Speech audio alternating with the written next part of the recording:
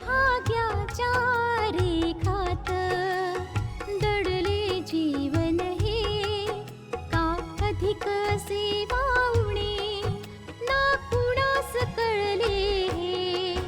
रेखा ही भाग्याची, रेखा ही भाग्याची, रेखा ही भाग्याची, रेखा ही भाग्याची.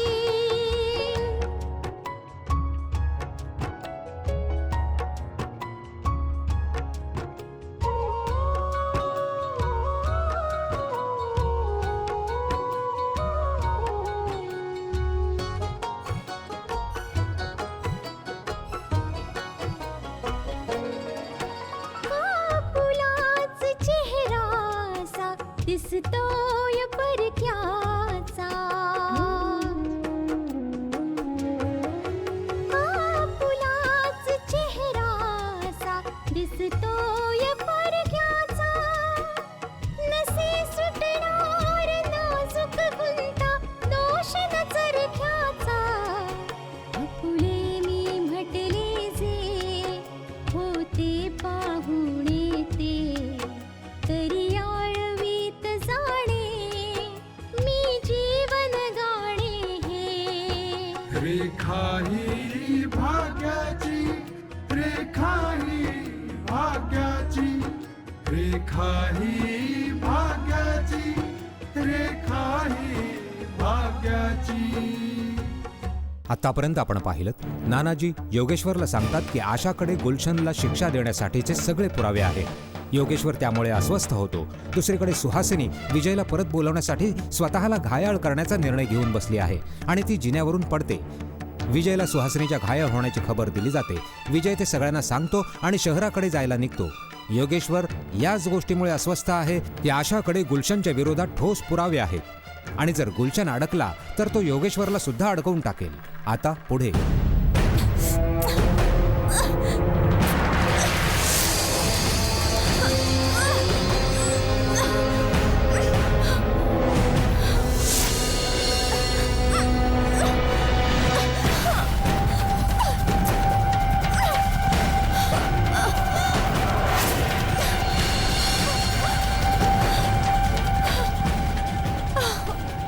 काय करू मी आता?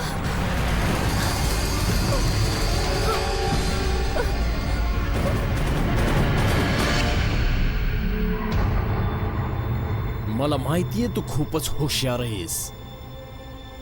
कायद्याचा अभ्यास केलायस ना तू. पण तुला कदाचित हे माहित नाही की इकडे भाईजींचा कायदा पाळला जातो.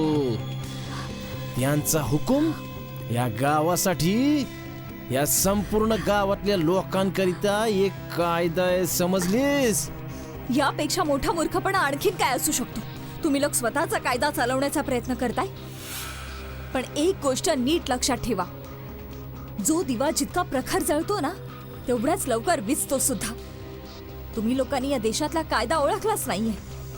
जे लोक या देशाचा कायदा तोडायचा प्रयत्न करतात ना ते लोक स्वतःला एके दिवशी ह्याच कायद्यामुळे तुरुंगांमध्ये डांबून घेतात. कायद्याचा तोरा मला नको दाखवूस. इकडं तुझा कायदा सुद्धा तुझ्या मदतीसाठी नाही येऊ शकत.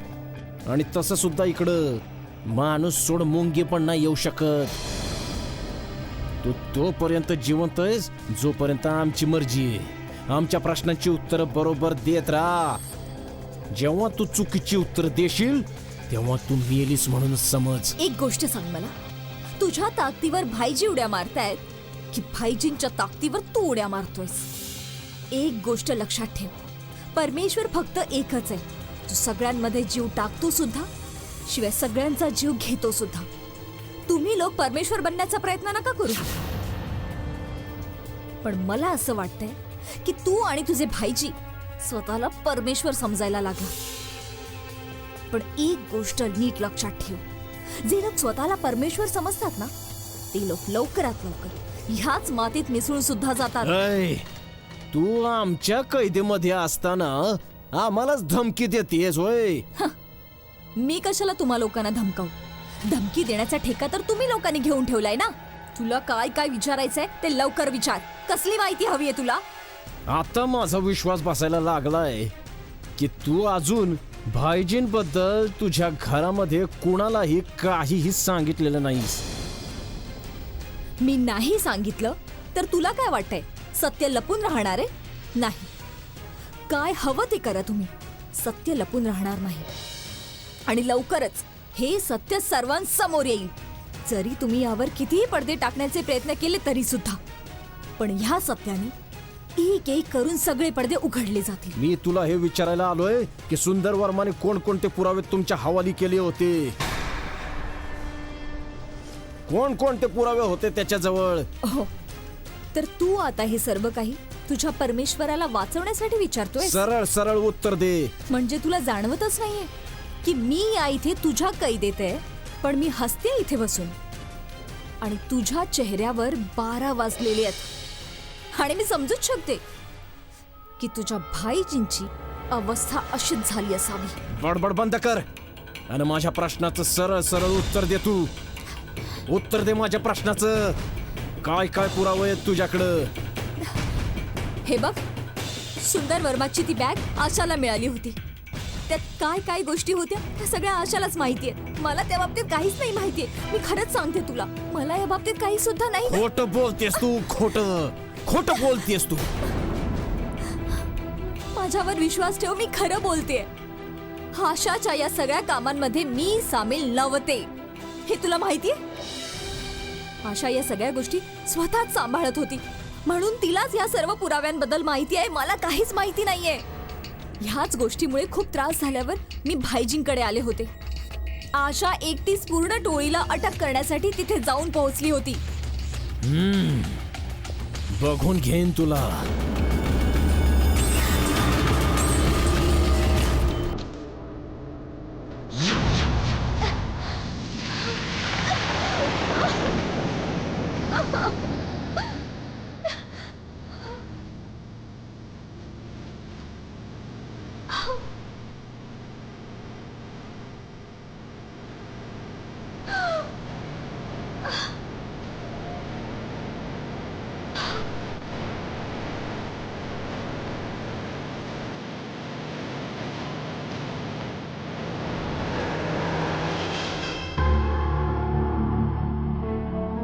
नानू, अजून एकही फोन का नाही आला?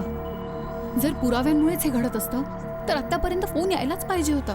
बेटा, पुराव्यांविषयी माहिती कुणाला आहे? कुणाला काय माहित की आपण या टोळीपर्यंत पोहोचण्यात कसे यशस्वी झालो? हो नानू, आणि आपण ही गोष्ट भाईजींपर्यंत यासाठीच पोहोचवली होती म्हणजे आपल्याला त्यांना पारखता येईल. पण आतापर्यंत एकही रिॲक्शन आलेली नाही. म्हणजे असं तर नाही ना की पल्लवीला किडनॅप करण्यामागे कुणा दुसऱ्याचाच हात असावा नानू, किंवा दुसरं कुठलं कारण असावं? बेटा, उद्या सकाळी जाऊन मी इन्स्पेक्टरशी बोलतो एकदा. आता कमीत कमी पल्लवीला वाचवण्यासाठी आपल्याला आपल्याकडून प्रयत्न तर केला पाहिजे ना. हो नानू.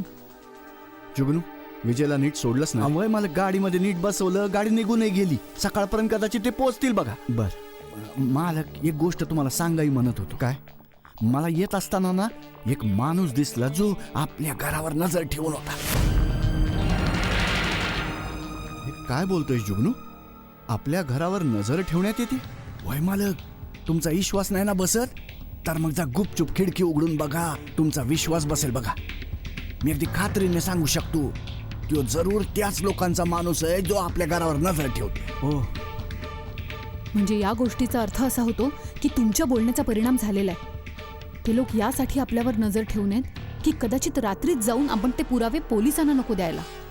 जुगनू, नजर ठेवण्याचा काहीतरी अर्थ असणारच ना. तेच तर सांगतोय मी. आपण एक काम करूया, हा, त्याला ना जाऊन पकडूया, विचारूया की कोण आहे. सांगेल तो. नाही सांगितलं तर पोलीस स्टेशन मध्ये घेऊन जाऊया, तिकडे सांगेलच ना तो आपल्याला. नाही नाही जुगनू काका, यामुळे सगळं आणखीन कठीण होऊन बसेल. आपण हे विसरता कामा नये की पल्लवी अजूनही त्यांच्याकडे आहे. हो बेटा. हा, तर मग काय करायचं? हे बघ, आपण असं करूया, उद्या सकाळी आपण पोलीस स्टेशनला जायला असे निघूया की सगळे पुरावे आपल्याला त्यांना द्यायलाच जातात. आणि उद्या सकाळपासून आपला खरा खेळ सुरू होईल. तुमचं खरं आहे नानू. जुगनू, बेटा, तू घरीच थांबायचंयस. आणि हो, ह्या गोष्टीबद्दल कोणाशीही बोलू नकोस की आम्ही काय करायला चाललो. प्रश्नच येत नाही मालक. आणि हो बेटा, एक काम आणखी कर, कुठूनही एक गाडी भाड्याने मागवून ठेव. कारण उद्यापासून पळापळ करण्यासाठी आपल्याकडे सुद्धा एक गाडी असायला पाहिजे. गाडी मागवतो मी मालक, गाडी मागवतो मी. गावामध्ये लई सारे लोक आहेत ज्यांच्याकडे गाडी आहे, जे भाड्यावर देतात ती. मी त्यांच्यापैकी एखाद्याला फोन करून सांगेल तो गाडी पाठवून. ठीक आहे बेटा, आपण उद्या सकाळी पोलीस स्टेशनला जाऊ आणि तू जा गायत्रीला मदत कर. ती स्वयंपाकघरात स्वयंपाक करते. हा ठीक आहे. बस बेटा, काळजी नको करूस, सगळं ठीक होणार आहे.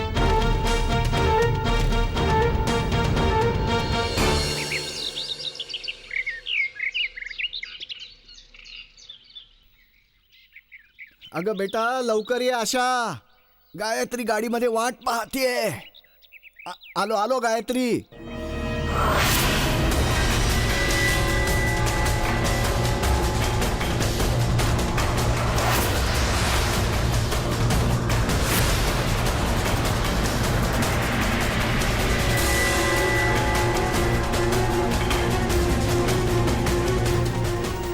चल.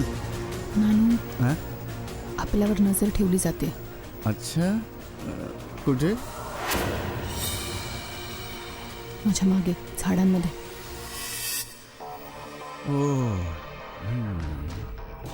याचा अर्थ जुगनूने बरोबर सांगितलं. आता हा आपला पाठलाग करेल. नाही नानू, पाठलाग करण्याचा जमाना नाही राहिला आता. अच्छा. त्याच्याकडे मोबाईल तर नक्कीच असेल. तो मोबाईलवरून कुणा दुसऱ्याला इन्फॉर्म करेल आणि मागे कोणी दुसराच येईल. ओ बेटा, तू अगदी बरोबर बोलतेस. चला, हे आपण चांगलं केलं की जुगनूला सांगून गाडी मागवून घेतली. आता आपण गाडीने जाऊ तेव्हा हे लोक चालत आपला पाठलाग नाही करू शकणार. हो नानू, पण आपल्याला ह्या गोष्टीची काळजी घ्यायची की आपल्या मागे कोण येतंय का. हो बेटा, आणि या लोकांना जराही शंका येता कामा नये की आपल्याला हे समजलंय की हे आपला पाठलाग करताय. हो नानू, आणि मी जुगनू काकांना सुद्धा सांगून ठेवलंय, आपल्या मागे जो कोणी येईल ते त्याचा पाठलाग करतील. तू विश्वास ठेव बेटा, जुगनू या बाबतीत जराही बेपर्वाई करणार नाही. आणि जर गरज पडली ना तर तो त्याचा जीव सुद्धा देईल पल्लवीला वाचवण्यासाठी. मला एवढा भरवसा आहे त्याच्यावर. बाकी परमेश्वर सगळं काही ठीक करेल. निघूया, बघू पुढे काय होतं ते. ठीक आहे नानू. चल.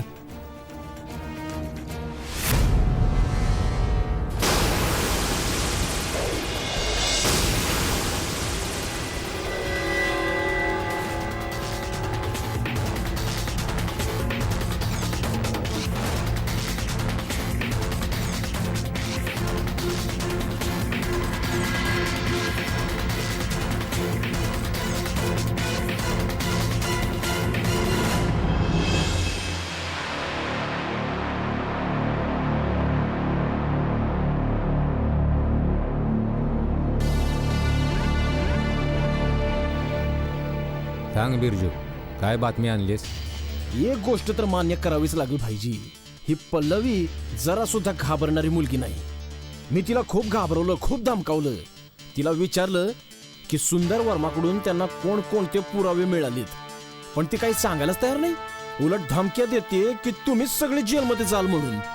ती यासाठी सांगत नाही आपल्याला कारण तिला माहिती आहे की ती आपल्या ताब्यात आहे आणि आपल्याला तिच्याकडून पुरावे हवे आहेत, म्हणूनच ती नाही सांगत आहे. आता तर तुम्हाला कळून चुकलंय ना की त्यांच्याकडे ठोस पुरावे आहेत. आता येळ घालवण्यात काय अर्थ आहे भाईजी?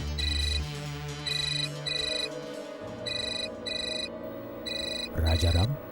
राजाराम? त्याला तर मी आशा आणि तिच्या नानांवर नजर ठेवायला सांगितलं होतं. हा बोल रे, काय खबर आहे? मग तू त्याच्या मागं जायला पाहिजे ना. बिरजूनं तुम्हा लोकांना चांगलं ट्रेन केलंय म्हणायचं. राजारामला बोलावून घ्या भाईजी. एक काम कर, तू हवेलीवर निघून ये. ठीक आहे?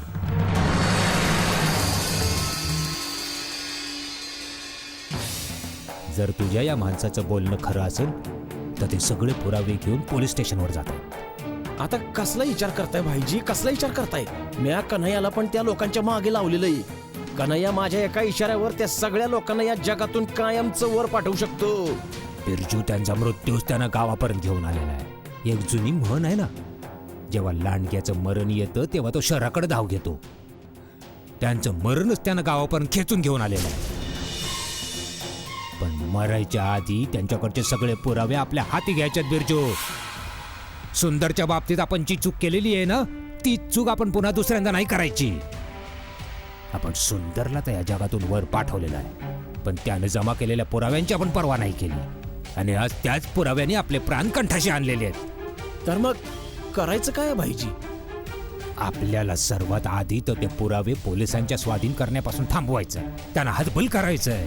म्हणजे ते पुरावे ते पोलिसांच्या स्वाधीन नाही करू शकणार. यांचा नाईलाज करायला एकच उपाय आहे, पल्लवी. पल्लवीच्या नावानंच त्यांना पोलीस स्टेशनमध्ये जाण्यापासून थांबवलं जाऊ शकतं. मी आत्ताच कन्हैयाला फोन करून सांगून टाकतो. हॅलो कन्हैया, तू त्यांच्या मागावर आहेसच ना? वय वय ठीक आहे. ते लोक कुठे पोचलेत? ओ, म्हणजे ते लोक खरोखरीच पोलीस स्टेशनमध्ये जात आहेत. ठीक आहे, आता तुला काहीच नाही करायचंय. मी तुला सांगेन, सध्या तरी तू त्यांच्यावर नजर ठेव. ते लोक पोलीस स्टेशनमध्ये चाललेले आहेत भाईजी. आता तुम्ही तुमचा निर्णय सांगून टाका, काय करायचंय ते.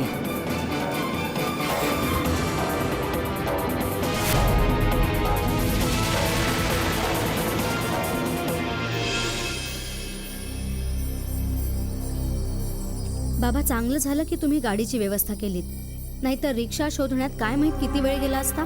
हो बेटा, म्हणूनच मी गाडी भाड्यावरती घेतली की ह्या पळापळीत आपल्याला गाडीची गरज तर पडणारच. नानू, तुम्ही एक गोष्ट नोटीस केली? आपल्या गाडीच्या मागे मागेच एक ऑटो पण येत होती. हो बेटा, मला वाटतंय ती आपला पाठलाग करत होती. हो नानू, ह्याचा अर्थ असा होतो की आपल्याला थांबवण्याचा पूर्ण प्रयत्न केला जाईल. आपला संशय बहुतेक खरा ठरणार. हो बेटा, मला सुद्धा असंच वाटतंय. चला पोलीस स्टेशनमध्ये जाऊन पाहूया. कदाचित कोणीतरी आपली वाट पाहत असेल तिथे. चला.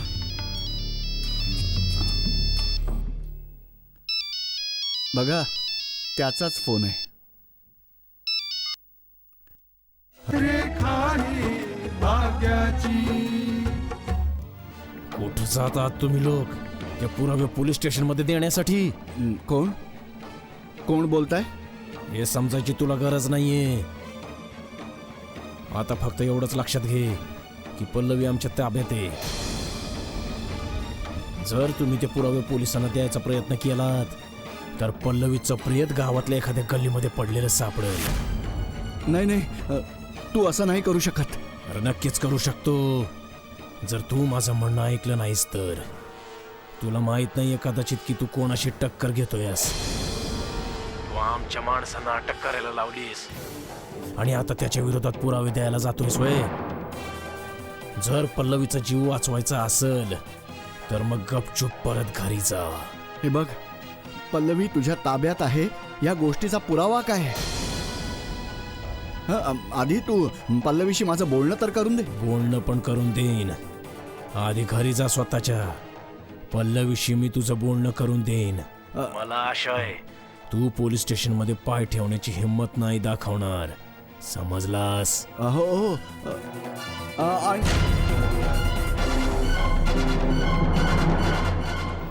पल्लवीला मारायची धमकी देत होता ना तो? हो बेटा, याच्या व्यतिरिक्त त्यांच्याकडे बोलण्यासाठी आहे तरी काय? नानू, पल्लवीशी बोलणं करून देण्याबाबत काय म्हणाला तो? त्याने सांगितलं बेटा की घरी जा आधी, मग बोलणं करून देतो. नानू, ठीक आहे, मग घरी जाऊयात.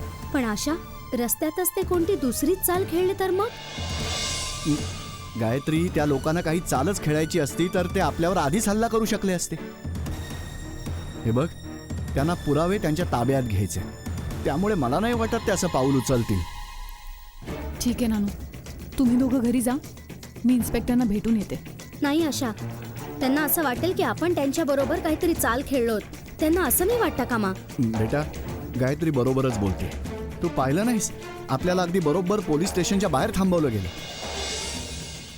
म्हणजे आत्ता सुद्धा आपल्यावर कोणीतरी नजर ठेवू नये. हो बेटा, गुपचूप सरळ सरळ घरी जाऊया. हो नानू, तुम्ही बरोबर बोलताय. चला घरी जाऊयात. चला.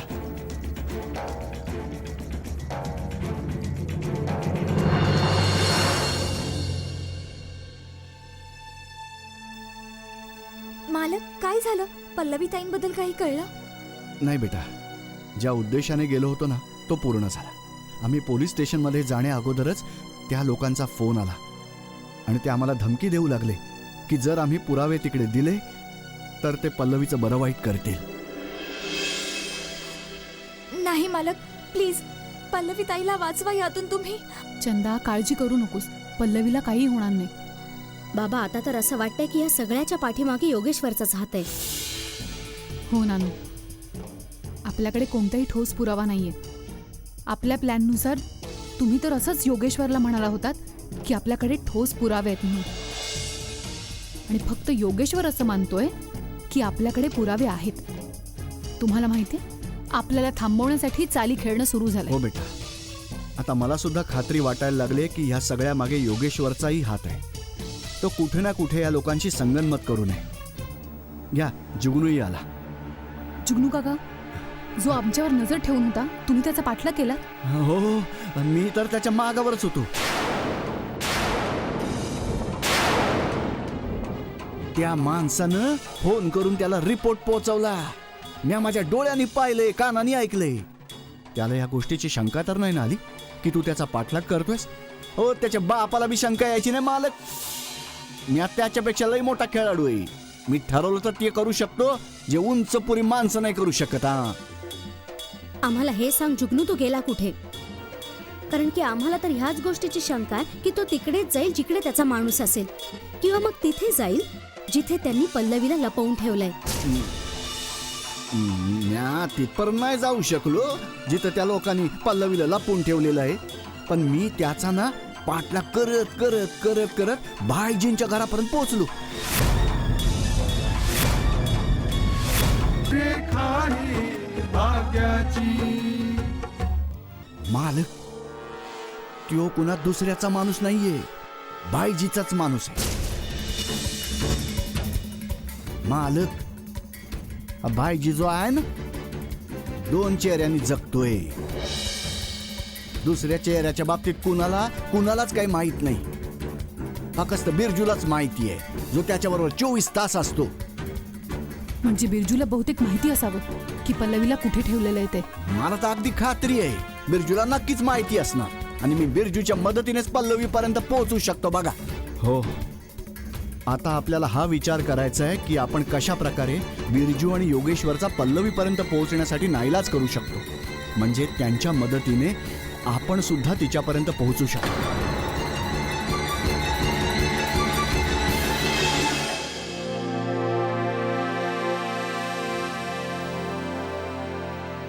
कुठनं येत आहे भाईजी? पोलीस स्टेशनमधून. मला या गोष्टीची शंका होती की आशाने त्या म्हाताऱ्यानं त्या पुराव्यांविषयी इन्स्पेक्टरला सांगितलं तर वांदे होते. त्यामुळे मला हे माहीत करून गरजेचं होतं की इन्स्पेक्टरला त्या पुराव्याविषयी माहिती आहे का नाही.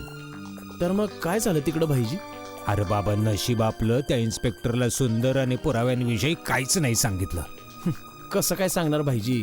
ते लोक तर स्वतःच इन्स्पेक्टरच्या नजरेत आले असते ना. आणि त्यांच्याकडे सुंदर वर्माकडून मिळवलेला एखादा पुरावा होता तर मग तो त्यांनी पोलिसांच्या स्वाधीन का नाही केला? हां, अगदी बरोबर आहे तुझं. ह्यावेळी त्यांनी असा विचार केला असेल की पोलिसांना न सांगताच की हे पुरावे सुंदर वर्मानं दिलेले आहेत, गुपचूप हे पुरावे पोलिसांच्या स्वाधीन करावे. ते लोक एवढ्या लवकर ते पुरावे आपल्या हवाली नाही करणार. आणि आशाच्या नानांनी लगेचच मला सांगितलं होतं की त्यांना पल्लवीशी बोलायचंय. आणि त्यांना खात्री देण्यासाठी की पल्लवी आपल्या ताब्यात आहे, पल्लवीशी त्यांचं बोलणं करून द्यावं लागेल भाईजी. बोलणं करून देण्यापर्यंत ठीक आहे बिरजू, पण ते जर असं म्हणले की पल्लवीला आधी सोडा आणि त्याच्यानंतर पुरावे हवाली करते, तर मग आपण काय करायचं? झुकावं तर त्यांनाच लागणार आहे भाईजी. कारण की पल्लवीचा आवाज तर फक्त यासाठीच ऐकवायचा आहे म्हणजे त्यांना खात्री वाटेल की पल्लवी आपल्याच ताब्यात आहे. आणि म्या सांगेन की पुरावे आपल्या ताब्यात आले रे आले की मग आपण पल्लवीला सोडून देऊ. बरोबर बोलला. अरे पल्लवीला तर काही झालं तरी सोडायचं नाही, कारण तिला आपलं सत्य समजलेलं आहे. तिच्या नशिबात तर मरणच लिहिलंय भाईजी. या अजूनपर्यंत जिवंत यासाठीच आहे कारण ते पुरावे आपल्या ताब्यात आलेले नाहीयेत. ते पुरावे एकदा का आपल्या हाती आले तर मग आपण पल्लवी पासून सुद्धा कायमसाठी सुटका करून घेऊ. माझं खरं रूप, माझं रहस्य समजून घेऊन पल्लवीनं खूप मोठी चूक केली आहे.